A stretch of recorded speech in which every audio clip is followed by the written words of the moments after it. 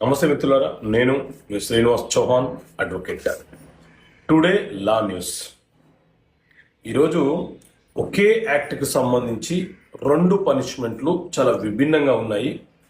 ఒక కేసు ఏంటి అంటే, బాలికను వేధించిన ఆటో డ్రైవర్కు 2 ఏళ్ల జైలు శిక్ష విధిస్తూ రంగారెడ్డి జిల్లా పోక్సో కోర్టు తీర్పునివ్వడం జరిగింది. సేమ్ అలాగే బాలికపై అత్యాచారం నిందితుడికి 20 ఏళ్ల కఠిన కారాగార శిక్ష విధిస్తూ రాజేంద్రనగర్ ఫాస్ట్ ట్రాక్ కోర్టు తీర్పునివ్వడం జరిగింది. సో మిత్రులారా, ఈ రెండు కేసులు కూడా పోక్సో యాక్ట్ కిందికి పరిగణనలోకి తీసుకోబడతాయి. పోక్సో యాక్ట్ అంటే protection of children from sexual offences. 2012లో కేంద్ర ప్రభుత్వం తెచ్చినటువంటి చట్టం ఇది.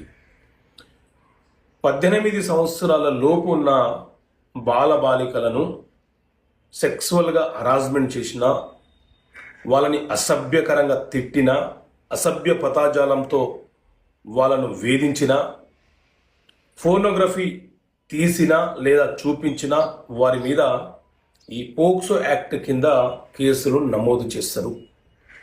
ఈ పోక్సో యాక్ట్లో కొన్ని సెక్షన్లు బెయిలబుల్ సెక్షన్స్ ఉన్నాయి, కొన్ని సెక్షన్స్ నాన్ బెయిలబుల్ సెక్షన్స్ ఉన్నాయి. ఒకవేళ మైనర్ అమ్మాయిలను అబ్బాయిలను కిడ్నాప్ చేసి, రేప్ చేసి, అత్యాచారం చేసి, చంపివేసిన, వాళ్ళని వేధించిన వాళ్ళకు 20 సంవత్సరాల వరకు జైలు శిక్ష పడే ప్రమాదం ఉంటుంది. చాలా కఠినమైనటువంటి చట్టం ఇది. మర్డర్ కేసు కంటే కూడా తీవ్రమైనటువంటి చట్టం ఇది.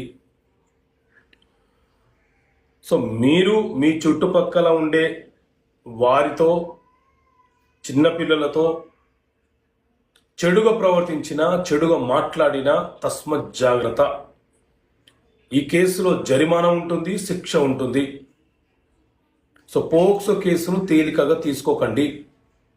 ఫాస్ట్ ట్రాక్ కోర్టుతో సత్వరంగా విచారణ జరిపించి శిక్షలు విధించే కార్యక్రమం నడుస్తుంది.